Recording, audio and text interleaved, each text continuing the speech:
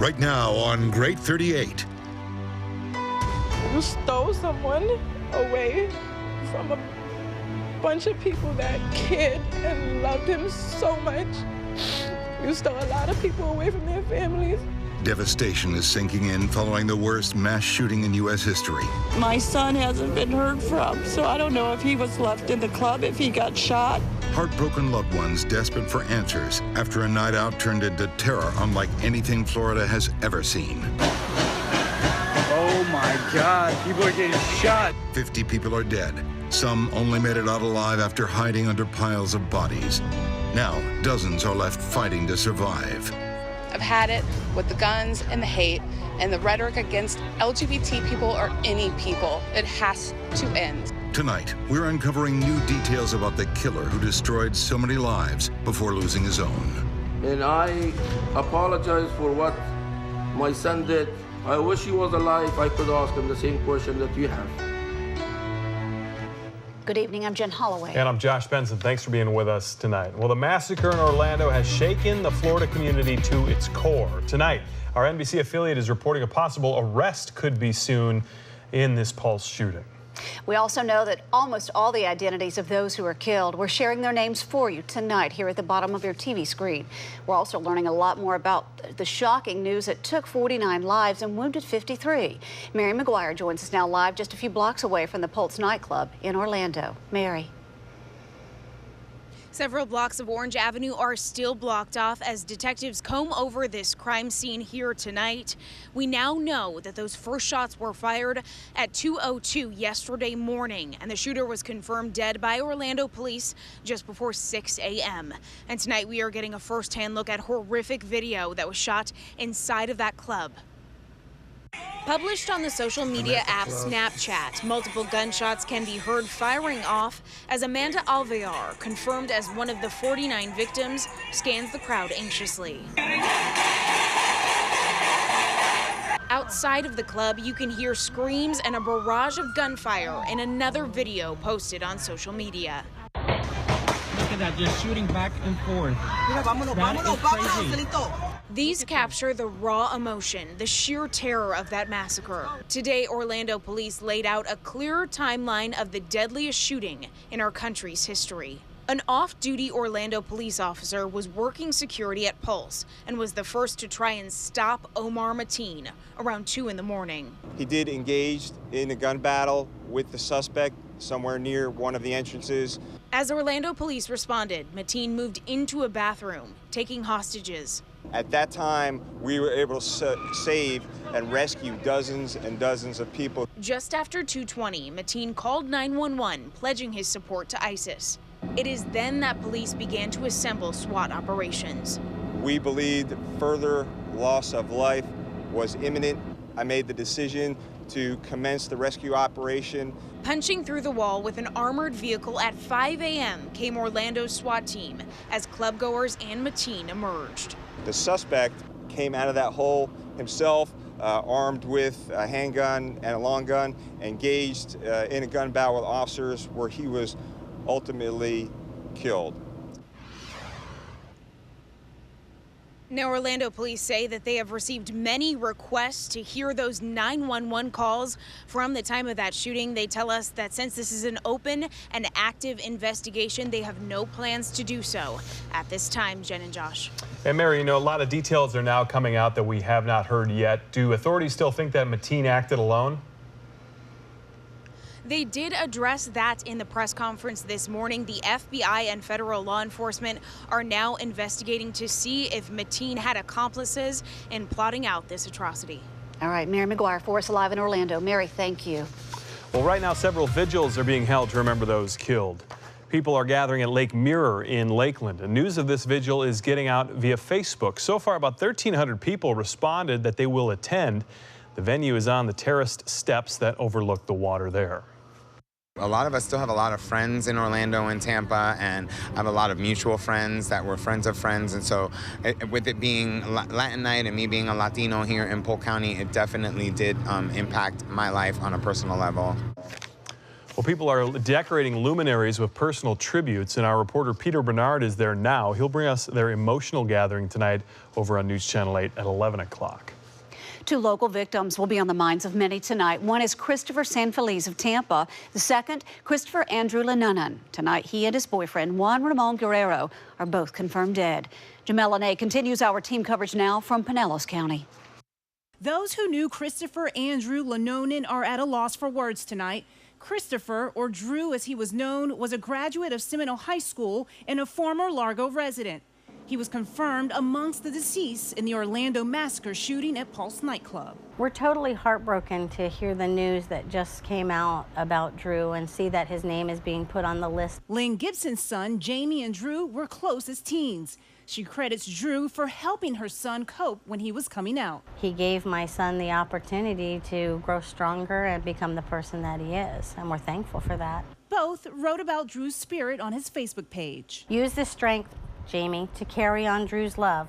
Use what he taught you to teach others. I'm sad. Drew's mother, Christine, spoke on the Today Show this morning. I was out at the emergency room from 4 o'clock in the morning, waiting to see if my son would be coming in. Drew's name went on the list this afternoon, along with his boyfriend, Juan Ramon Guerrero. Both were at the club when Omar Mateen opened fire. Christine shared her grief on social media. My heart is heavy with sadness knowing my son did not survive. Now Lynn is holding her son Jamie even closer. He's held together pretty good until today. Now finding out the news is going to really be hard on him. At last check, Drew's mother was working with victim services in Orlando. We'll be reaching out to her as she returns home to Polk County. Reporting in Pinellas County, Jamel Lene, News Channel 8. And 3 other victims have also been confirmed as Bay Area residents. On the left, Amanda Avalier from Davenport. Next to her, Mercedes Flores, also from Davenport. And on the right, Eddie Sotomayor, a 34-year-old man from Sarasota. News Channel 8's Rod Carter traveled to the killer's home in Fort Pierce to see if he could make any sense of this tragedy. He found Omar Mateen's father, who told us he had no idea this was going to happen, and he can't believe his son would murder so many people. Early this morning, the FBI cleared the scene here. They went through Omar Mateen's apartment here and took all of the evidence. They worked throughout the night. Neighbors were finally able to come back to their apartments after being evacuated. That happened late last night. Meanwhile, today we're hearing from the shooter's father, who says he's shocked by his son's actions. Today, we got a brief glimpse into the life and apartment of shooter Omar Mateen. The sliding glass door to his Fort Pierce apartment left open. Inside, we see weights, a rack of shoes, and several photos. Meanwhile, on Facebook this morning, a message from Sadiq Mateen, Omar Mateen's father. He called his son a good boy, well-educated, and living a dignified life, but also included this statement, quote, "The punishment for homosexuality is upon God, and he will decide on them, not humans." 2 o'clock, he became another person. Mateen spoke today decrying the actions of his son. I am as shocked as you are. I don't approve this. In the United States, anyone has the freedom and the choice to handle his life, what he likes, how to run his life. If I did know that he purchased the weapon, this would not have happened. At the shooter's apartment again, the FBI wrapped up their search after meticulously going through everything all night long. They tagged his car, a Camry, with Marine Corps plates, and they took evidence, and then allowed evacuated residents to come back home. Veronica and Jason Beers among them. He was just very quiet, kept himself. Normally everybody around here, when they come down, they say hello, good morning, you know, that sort of thing. He never said anything, kept to himself. They're trying to cope with knowing they live near the man who committed the worst mass shooting in U.S. history. It was mind-blowing that someone lives a few doors down from you can be so hateful and awful. It's scary. It's really scary. Today I talked with a police chief here in Fort Pierce at the police department. She's actually formerly with the Tampa Police Department. She came here today to go door to door to all of those evacuated residents to reassure them that their safety was her top priority. She also sent out officers and began an investigation to find out who left the door open and exactly who went into that apartment after the FBI cleared it. In Fort Pierce, Rod Carter, News Channel 8. We've also learned Omar Mateen was licensed by the state to carry a gun as part of his job as a security officer. But tonight, records relating to that license are being kept secret. Commissioner of Agriculture Adam Putnam is in charge of security guard licensing. He says nothing in Mateen's record disqualified him from receiving the license. He was fingerprinted.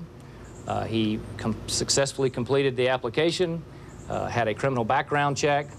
There is nothing in that record that would have disqualified this individual. Mateen's ex-wife claims he repeatedly beat her, but if Mateen had been convicted of an abuse charge, he would have then been prohibited from owning a firearm. The state could have conducted an investigation of Mateen after he was contacted by the FBI, but it did not. JetBlue is trying to make it easier for people affected by this tragedy. The airline announced they will provide free seats on flights to or from Orlando for immediate family and domestic partners of any victims who were killed or injured. They will also waive any fees for customers who need to make last-minute changes. Also, one of the biggest LGBT pride events takes place in St. Petersburg in less than 2 weeks from now. Organizers say they are making it clear tonight they will not be intimidated by this hateful act of violence. St. Pete Pride Weekend starts June 24th. Organizers tell us that after what happened in Orlando, coming together as a community and showing solidarity is more important than ever. They also plan to honor the victims. We've invited the Orlando Pride organization to come together and lead our parade off this year to kind of honor the victims that have passed in the Orlando tragedy. Event organizers met with officials from the city of St. Petersburg to discuss their security plan for that parade. Now, we're going to, of course, continue to bring you new information on the Orlando massacre in this hour. We also have in-depth coverage on WFLA.com. All right, Julie Phillips joining us now for a check of the forecast. The heat and humidity continue. And what about the rain? That's what people want to know. Well, we're definitely still going to see rain. It's summer here in Florida, but the good news is, compared to last week, it's not going to be quite as bad. Like this evening, the showers and storms have already wrapped up, so it's going to stay quiet for the rest of tonight. Earlier today, though, we did still see a few heavy downpours, and because the ground is just so saturated, we're quickly seeing street flooding. Brittany LaRosa took this photo in Tampa this afternoon. And of course, if you have more weather photos, be sure to send them to us on Facebook or Twitter. We always love to see those. On the radar now, pretty quiet at this point. Just one small shower still lingering on the border of Polk and Highlands County. You can still just see some moderate rainfall in a fairly rural area. So 99% of us looking dry for the rest of tonight. Temperatures still warm. It's still muggy outside. It's 86 in Tampa and in Plant City, 84 in Lakeland. We're sitting at 82 in Clearwater and still 83 in St. Pete. So for the rest of tonight, rain is already tapering off and temperatures not going to drop back a whole lot more. We're bottoming out in the upper 70s again tonight, so going to continue to stay warm. And of course, we'll talk about rain chances for the rest of this week coming up. Okay. Thanks, Julie. Coming up next on News Channel 8 at 8 on Great 38. Even a day after the terrible Orlando massacre, donors are still piling into blood banks. I'll tell you why these donations are still desperately needed. You're watching Tampa Bay's most convenient primetime newscast. This is News Channel 8 at 8 on Great 38.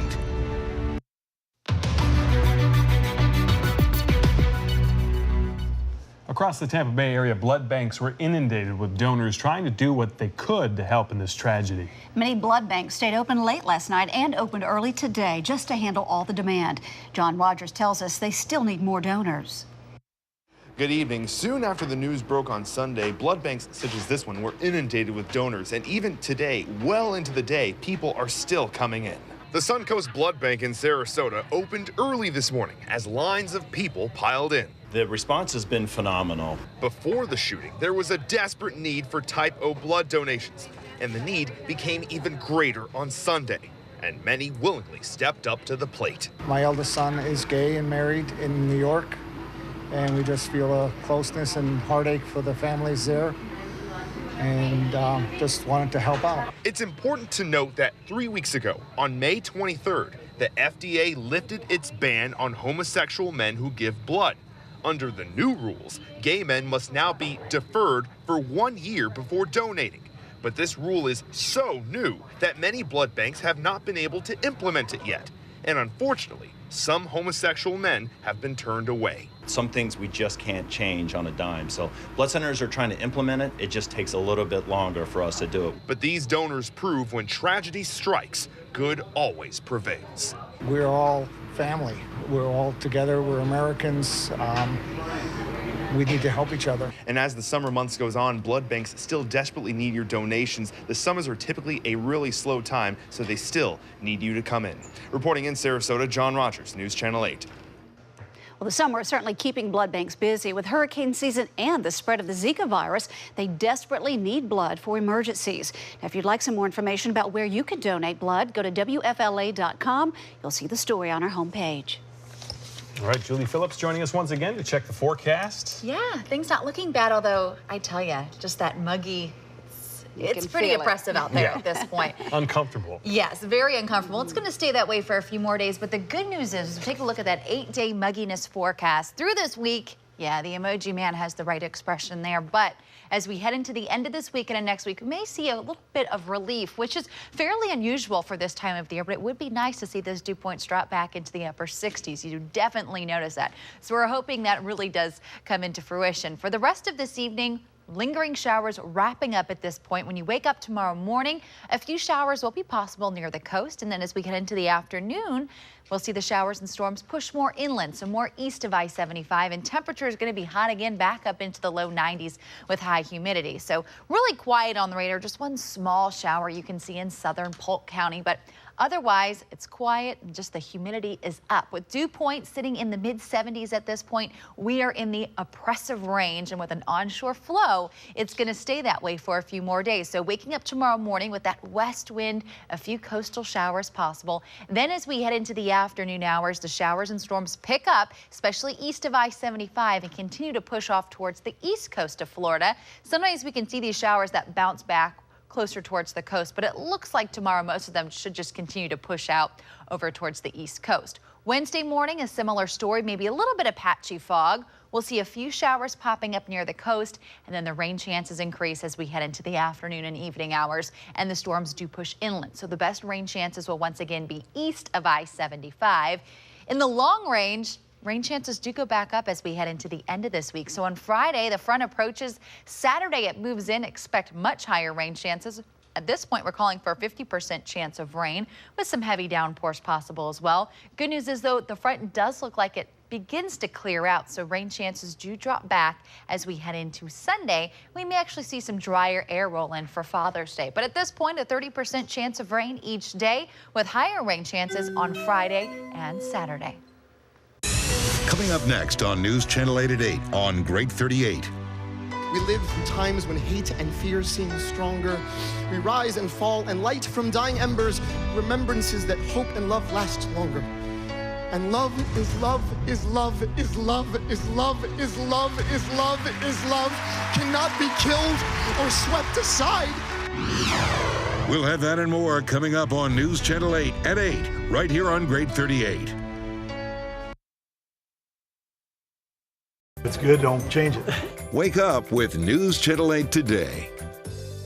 Have you been in an auto accident? Call John Bale's attorneys now.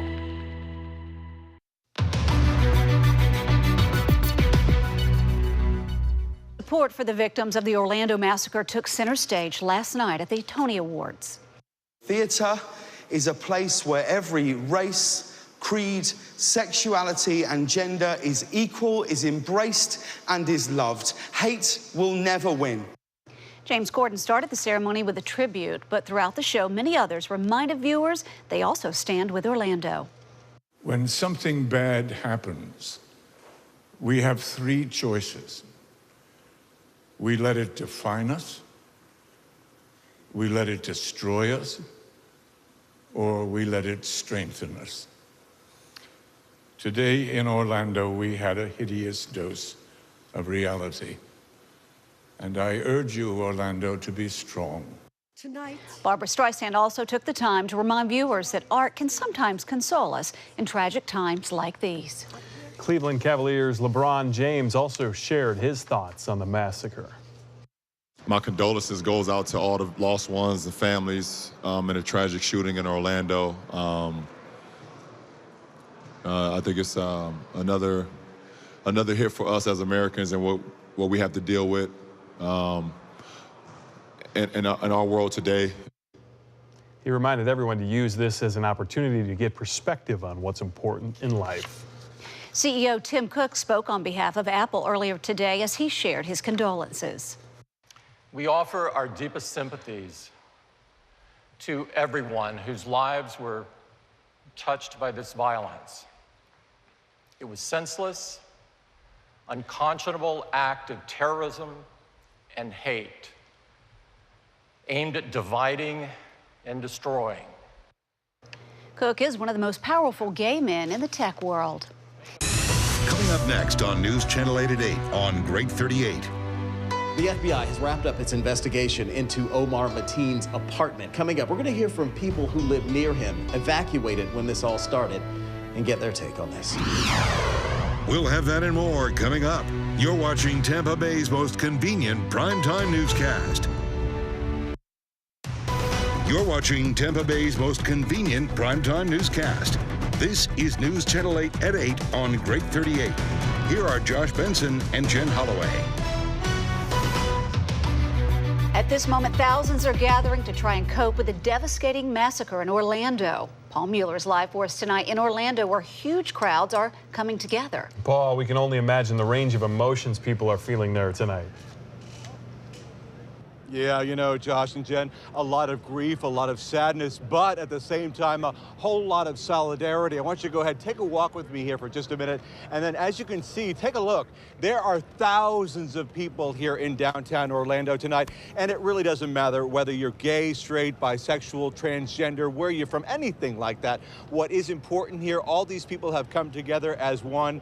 And I want to show you a look at the video from early Sunday morning. These tragic moments, 2 a.m. The massacre took place just a few blocks away from where we're sitting right now at the Pulse Gay nightclub. More than 300 people inside, including a gunman, Omar Mateen, who opened fire with an assault rifle, then called 911, pledging his allegiance to the Islamic State, holding people hostage in a bathroom, then killed in an exchange of gunfire with police 3 hours later. In the end, 49 dead, 53 rushed to the hospital, many of them still there. Now take a look at some more video from tonight here at the Vigil. So many people here. Again, this is not far from the Pulse nightclub. First tonight, they had the names of the victims read off one by one, then a moment of silence. Then they called on the crowd to join together, not only as a city, a culture, but as a community, that this was not just a domestic terror attack, that it was a hate crime and they will not tolerate it, and that this will push them more than ever before to fight the hate and the bigotry. Still, so many in shock. Take a listen. You're angry, you're sad, then you're hopeful then that my friend may still be alive, and then you're back to sad again, and then you're angered. So right now, it's just like, I think my emotions just went numb. I've never felt this way before, and it's in our own backyard, so it hits very deep. All right, back live here tonight. You can see that a lot of people out here have went ahead and lit candles for this candlelight vigil. It is a sign to them that these people, they may not be here physically, but they are still here, their lives not snuffed out. Jen, Josh. Paul, with thousands of people gathered there in Orlando tonight, and the massacre are happening just down the street at the nightclub. What about security? Do you see a lot of it? Well, that issue is on a whole lot of people's minds tonight. And what I want to go ahead and do is show you right over here. Actually, you know what? It's out of the camera range, so never mind. There is a lot of security on hand right now. Orlando police, not only undercover, but also in uniform as well. There are canines here. There are bomb-sniffing dogs. Just a couple of minutes ago, fire was responding reportedly to a report of some type of possible explosive device. You know what? That is not taking these people. Away, like taking them away from the message here tonight. They are here because they want to be here as one. Jen. Yeah, Paul Mueller amongst the growing crowds in downtown Orlando for a vigil there tonight. Paul, thanks so much. Of course, many families waited all night long, very anxious for answers to their most dreaded question. Did my loved one survive? And sadly, for many, the answer was no. News Channel 8's Melanie Michael continues our team coverage from Orlando.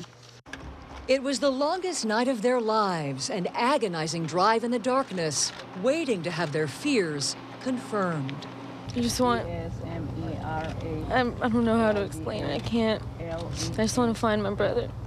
I knew something happened because he never answered the phone. He never and we're still trying to go get information. Julissa Leal and her family drove nonstop for hours from Lafayette, Louisiana to Orlando, hoping that what they'd find upon arrival would be her brother's smiling face, 27-year-old Frank Hernandez.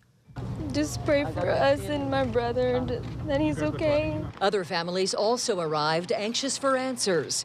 So many of them scared to hear what they knew in their hearts to be true. Most of the families that are here today have come here because they've been notified that they have lost their loved one and they need some guidance, they need prayers. Governor Rick Scott had tears in his eyes after he spoke with the victims' families. So everybody thinks about their own family, right? I've got daughters, 31 and 33. You just can't imagine this happening to them. In the end, it did happen to the family of Julissa Leal, who prayed all throughout the night on the long drive to Florida that maybe, just maybe, her brother survived. I don't want to believe it, but he's gone, so there's nothing we could do now. Melanie Michael, News Channel 8. And we know of at least 5 victims who are from the Bay Area. One we have just learned is Christopher Sanfeliz of Tampa. Another victim, Christopher Andrew Lananen, was at the club with his boyfriend. Both of them died. He was a graduate of Seminole High School. And yet another victim, 34-year-old Eddie Sotomayor, is from Sarasota. 2 young Polk County women are among the victims, gunned down Sunday morning at Pulse nightclub. They are both from the small community of Davenport. And that's where we send News Channel 8's Steve Andrews to find out more about their story. Sadly, the last moments of Amanda Alvear's life already stand as the world's most haunting memory of her. Video of dancing shot from her cell phone at Pulse. Then, the unmistakable sound of a madman's gun. 17 shots in 5 seconds. Amanda was 25 years old. She attended Ridge Community High School in Davenport. Her family lives in this gated community. They relayed they're still grieving and just not ready to discuss what happened. Amanda was at Pulse with her good friend Mercedes Flores. Mercedes turned 26 in April. She's the youngest of 3 children with 2 older brothers. She also graduated from Ridge Community High. According to her sister-in-law, Mercedes had a large group of friends that loved to party on the weekends. She worked at this Target while attending Valencia Community College to become a party planner. Mercedes and Amanda, 2 friends, too young, too tragic. In Davenport, Steve Andrews, News Channel 8. Well, today we got a brief glimpse into the personal life of Omar Mateen. News Channel 8's Rod Carter went to his Fort Pierce apartment after the FBI cleared the scene. Today, we got a brief glimpse in the life and apartment of shooter Omar Mateen. The sliding glass door to his Fort Pierce apartment left wide open. Inside, we could see a rack of shoes, several photos, even a Minion balloon. The FBI worked throughout the day and the night to painstakingly sift through everything inside. We don't know yet exactly what evidence they're in search of for those answers, but we do know they tagged his Toyota Camry with Marine Corps plates. It is still sitting in the parking lot. And after hours and hours of being away, residents were allowed to come back home. They talked to us about the shooter. He was just very quiet, kept to himself. Normally everybody around here, when they come down, they say hello, good morning, you know, that sort of thing. He never said anything, kept to himself. Mateen has lived here for several years. On the front door, there's a wreath. A doormat with owls wearing Santa hats is right out front. Residents here stunned. They live so close to the man who committed the worst mass shooting in American history. It was mind-blowing that someone lives few doors down from you can be so hateful and awful. It's scary. It's really scary. Again, the Fort Pierce Police Department did come here. They collected evidence to see who exactly went into this apartment after the FBI cleared it. Now, we did learn a lot more about Omar Mateen today. Through court records, we found out that he actually changed his name in 2006, adding the Mateen to his name. That was also around the time that he graduated from the Indian River Community College, which is right here in Fort Pierce. In fact, just a short distance away from this apartment complex. We also learned he held a collection, that is, of odd jobs, ranging from public supermarket to Chick-fil-A, and also even working at Circuit City. In Fort Pierce, Rod Carter, News Channel 8. We do have in-depth coverage of the Orlando massacre on WFLA.com. We're certainly posting any new developments just as soon as they come in. All right, we're going to check that forecast now. Julie Phillips joining us now for the latest look at what's going on outside. Yeah, we've been seeing more of our typical afternoon showers and storms today. It was a little bit more average last week. Not the case. Saw a whole lot of rain, so a little bit more normal. Rain really already wrapping up for this evening. If you have plans late this evening, don't expect much more in the way of rain. It's looking quiet. We've already seen plenty of it so far this month. The first part of the month, 8.91 inches. The average June is only 6.68 all month long. So we have seen quite a bit of rain so far this month. Temperatures at this point still in the mid-80s. It's a warm and muggy night, 82 in Clearwater. We're sitting at 84 in Brooksville, 86 in Inverness, and 86 right now in Bartow as well. Dew points way up there, mid to upper 70s. That is why you're feeling the high humidity. That's just about as high as those dew points get for us. Now the next couple of days, pretty standard rain chances for the rainy season, 30%. But as we head into this weekend, you see the rain chances starting to go up. We'll track a front that will bring the rain in. So we'll go over a little bit more on that coming up in a few minutes. Okay. Thanks, Julie. Coming up next on News Channel 8 at 8 on Great 38. Members of the LGBT community here in Sarasota gathered together to console one another and try to come to grips with this terrible tragedy. They have a message for the public. I'll tell you what they had to say. This is News Channel 8 at 8 on Great 38, Tampa Bay's most convenient primetime newscast.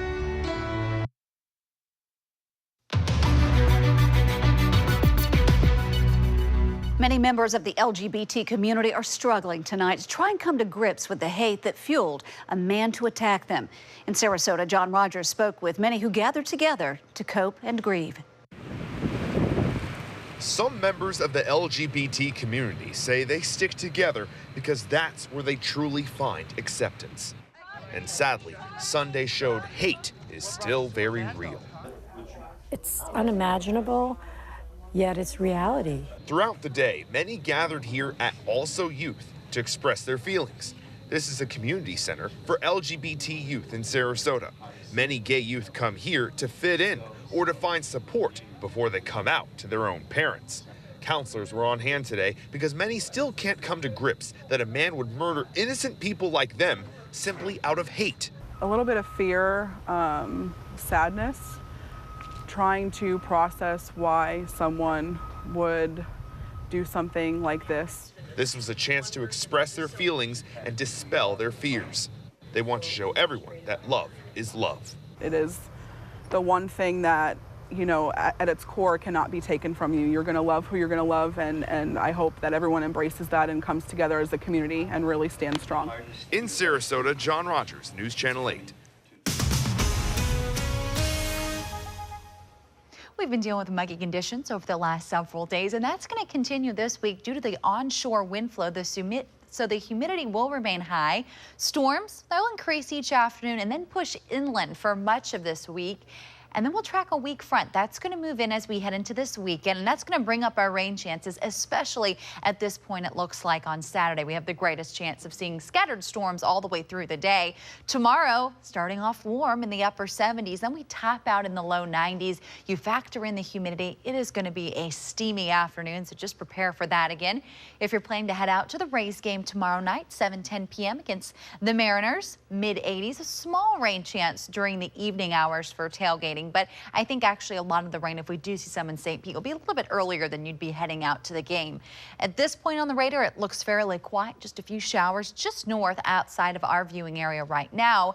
And we've seen a little bit more limited activity today. I think that's due to some of the drier air in the upper levels that have moved in. The showers and storms just haven't really ramped up too much when we have seen them. So it's been a little bit more tame this evening. And for the rest of tonight, going to stay fairly quiet. Tomorrow morning with an onshore flow, a few showers will be possible near the coast. It's going to feel sticky again.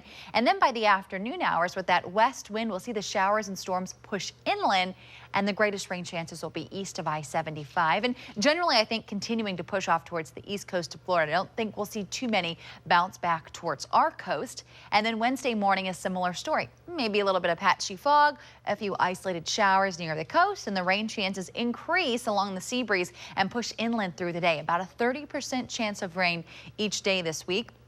Still looking at some pretty deep moisture as we head into the end of this week. You can see by Saturday that bright green color as the front moves in. That's why we're expecting the higher rain chances. But as we head into Sunday, the front moves south and we'll actually start to tap into some of this drier air, it looks like. So by next week, we could be seeing lower rain chances in the forecast. But at this point, a 30% chance of rain each day. The rain chances going up with the front on Saturday, but hopefully the front continues to look like it clears out on Sunday for Father's Day, and the rain chances go back closer to normal, which is good news. Josh, I know it'll be your first Father's Day. So. Yes, it will be. It should be a good time. I'm excited. Yay. Thanks so much. Julie.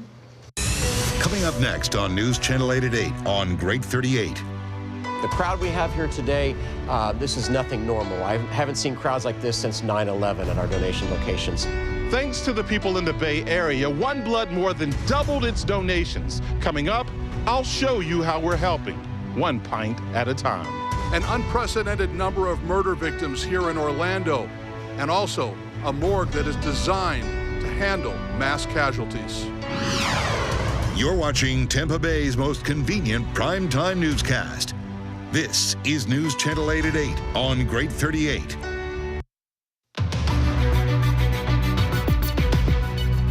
Well, thanks to a whole lot of people here in the Bay Area, One Blood more than doubled its daily donations, with close to 5,500 people giving blood just yesterday. Anthony Allred shows us today. Tampa's Mayor Bob Buckhorn was among those rolling up their sleeves. I want to do my part, donate blood because they desperately need it in Orlando. When Tampa Mayor Bob Buckhorn rolls up his sleeves to donate blood, the rest of the city follows. There's probably already been 15 donors today so far, and you can see we probably have another 20 or 30 people in the lobby right now waiting patiently in line. Jordan Jensen waited in line for a couple of hours, but she says it's worth it. I'm part of the LGBTQ community, so I'm giving back to what the community I'm part of. It turns out that one of my close friends actually had one of their family members at the club and passed away. Everyone had a different reason to donate. It's my way of helping America. And it didn't matter that they didn't know who they were helping. I wish people didn't need it, but in the event that they do, I'm glad that I could help in some way, even though I'll never know who it's for. In Tampa, Anthony Allred, News Channel 8. Dozens of friends and family members gathered at a community center in Orlando today to confirm the fate of their loved ones at the Pulse nightclub. Mark Douglas tells us a special team of mortuary experts worked around the clock to identify the fallen. A trail of tears led in and out of Orlando's Beardall Senior Center today. I don't want to believe it, but he's gone, so there's nothing we could do now. Family members like Julissa and Esmeralda Leal came here for answers that forensic experts were busy uncovering at the Orange County morgue just a few miles away. They have everything designed in here for a disaster response. Orange County built this morgue 7 years ago to handle mass casualty events, which is precisely what happened yesterday. How is that helping finish the job that is so important to the families and to law enforcement? Well, the fact that we're in day 2 and we already have the vast majority of victims identified speaks volumes. Larry Bedore leads the Florida Emergency Mortuary Operations Response Team, a forensic SWAT team for fatal disasters. His team of dentists, doctors, fingerprint experts, and medical clerks are from all over Florida. We can offer assistance to help a medical examiner so that the families are served. And that's really the ultimate thing, is we want to help the families. At least one neighborhood family showed up at the morgue bearing food for the morgue staff as well as the grieving families who come here. We knew this would be a really tough place for people to have to come this morning. It'd be tough for the people that work here this morning. So that's the first thing we thought of that we could do to help. That's what we do to help at our church. The Orange County morgue is set up to minimize the waiting time for anxious friends and family, even if the answer to their questions is not the one they want. In Orlando, I'm Mark Douglas, News Channel 8. And we will be right back after the break with a look at how countries all across the world are showing support for the victims and their families. Stay with us. Plus, we explore what's okay and not okay for kids. Here's what you'll see tomorrow morning on News Channel 8 Today. Putting teen girls on the pill. I don't agree with birth control for 16-year-olds. I feel it's okay. I get reaction from moms and dads. Okay or not okay? Tomorrow morning on News Channel 8 Today. Well, tributes are certainly pouring in for the victims of the massacre in Orlando. A memorial is growing on a street corner in Chicago's Boys Town neighborhood. People there placed rainbow flags, candles, and flowers at that site.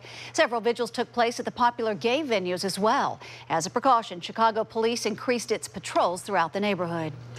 Heartfelt tributes stretch all across the world tonight. In Paris, town halls and shops across the city hung rainbow and American flags together. The attack has sent shockwaves through the LGBT community worldwide.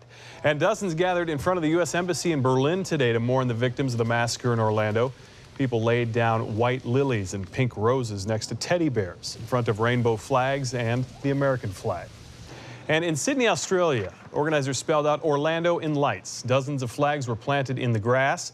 Sydney even raised a giant rainbow flag over its town hall. Members of Thailand's LGBT community honored the victims of the shooting with a candlelit vigil just outside the U.S. Embassy in Bangkok. People there placed candles and laid flowers under rainbow banners that were draped from the embassy wall.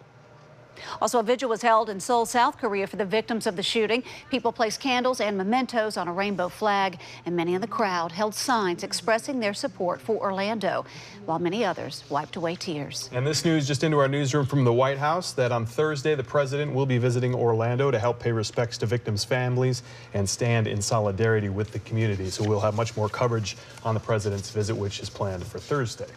And a last check of the forecast, too. And things could go okay for the rest of tonight. No more rain expected. Those rain chances really going away. Tomorrow morning, though, could see a couple of showers near the coast. Some patchy fog is possible as well. Then by the afternoon, it's going to get hot again. Going to still be muggy, 91. And the storms will push inland through the day. So similar forecast to what we saw this afternoon. All right. Thanks so much. Thank you. Thank you for joining us here tonight. And always keep in mind you can get more information on the Orlando Massacre at WFLA.com. Thanks so much for you being here, and we will see you tomorrow night. Have yourself a wonderful night.